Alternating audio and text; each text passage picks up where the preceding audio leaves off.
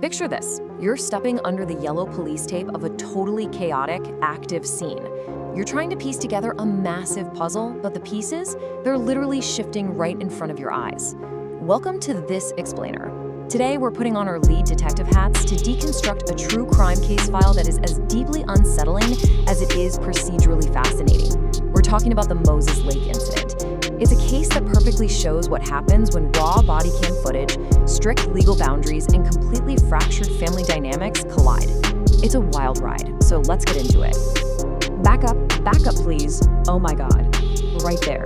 That is the exact, intense, auditory conflict that yanks us straight into the raw body cam footage. There's no gentle warm-up here. We're dropped in media res, smack in the middle of a truly terrifying discovery. This visceral opening completely sets the high-stakes stage for the deconstruction we're about to do. Okay, let's dive right into our briefing itinerary.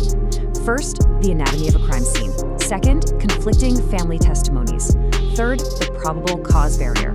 Fourth, the mental health gap. And finally, case closed, questions remain. All right, section 1, anatomy of a crime scene, the discovery. So what begins as a standard concern over a missing 75-year-old man, Richard Andrews, rapidly and honestly horrifically escalates. Think of this timeline as an accelerating missing person clock. It starts early in the afternoon with a pretty routine traffic stop involving Richard's grandson, Isaiah. Now, Isaiah's acting super strange and detached while driving his grandpa's truck.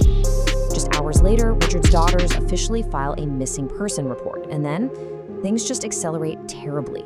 Family members head over to Richard's motorcycle shop, they spot burnt debris, find a tarp, and immediately uncover a shallow grave. Just like that, the stakes instantly shift from, a missing wallet left on a kitchen counter to a full-blown murder investigation. Okay, putting on my critical lead detective persona for a second here. The first responding deputies arrived at a scene of pure chaos, and frankly, they completely lost control. Get this, they actually allowed emotional family members to actively dig up the body. No way, right? They also failed to secure the shop crime scene, just letting relatives wander freely, which absolutely could have destroyed vital forensic data. And back at Richard's house, which was the primary crime scene, they initially completely missed crucial blood evidence on the back door handle. Why? Because the killer had meticulously bleached the interior. Now, quick investigative fact for you. While bleach does destroy DNA, it actually enhances the chemical reaction of luminol, so cleanup attempts become a glaring red flag. Still, these are exactly the kinds of missteps that can entirely tank a murder investigation. Moving on to section 2, conflicting family testimonies, intra-family betrayal. Now, while the police are trying to manage this heavily compromised scene, they're simultaneously dealing with an absolute powder keg of family dynamics. First, you've got Cassie, Isaiah's mom. She's exhibiting this chillingly strange calm and prematurely demanding that her own son be arrested. Then there's Isaiah himself, the prime suspect, just casually smoking weed and totally evading questions. Meanwhile, his aunts, Kim and Kelly, are in a state of absolute genuine panic, and they immediately point the finger at Isaiah the second the body is discovered. This brilliantly illustrates how these real-time intra-family betrayals artificially heightened the emotional urgency, with fingers being pointed long before a single piece of hard evidence could even be processed.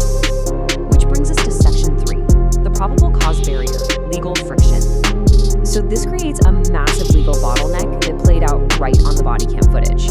When Isaiah's dad, Anthony, discovers the body, he is absolutely furious and just races home to confront his son. The police literally have to race him there to prevent vigilante justice. The whole family is screaming for Isaiah to be arrested right then and there. But the footage brilliantly highlights a very strict legal barrier. You see, the police only had reasonable suspicion, which means specific facts indicating a crime might have happened, and that only justifies brief detainment in a cruiser for safety. They did not yet have probable cause. That requires concrete forensic evidence directly linking Isaiah to the murder, which is the baseline for a formal arrest. It's an incredible juxtaposition. The family's raw emotional fury slamming right up against the cold, hard legal boundaries that law enforcement has to respect. All right, section 4, the mental health gap, piecing together the motive. So with Isaiah detained and sitting totally silently in the back of a police cruiser, investigators are staring down a massive knowledge gap when it comes to his motive. Like, why would a grandson brutally murder his own grandfather? To bridge that gap, they had to distill some incredibly complex psychological factors into understandable catalysts. Interviews with the family revealed a really tragic fall from grace for Isaiah, who was once a star college wide receiver.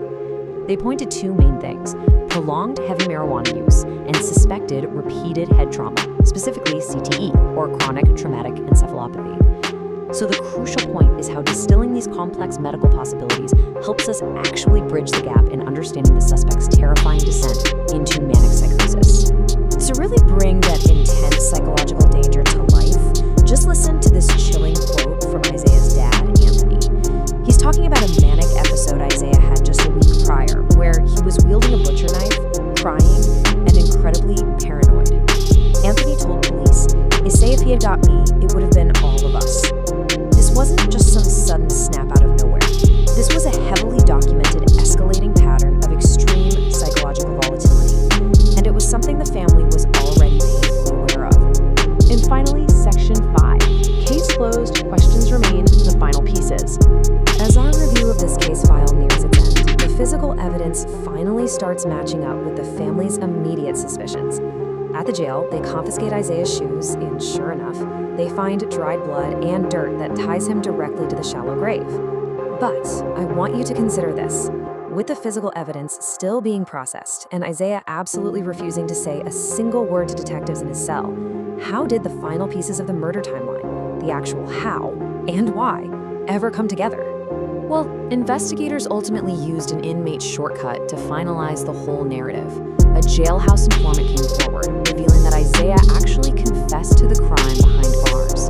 The inmate claimed Isaiah asked Richard if he believed in God right before attacking him, and that the motive was driven by this deep-seated anger over alleged childhood abuse.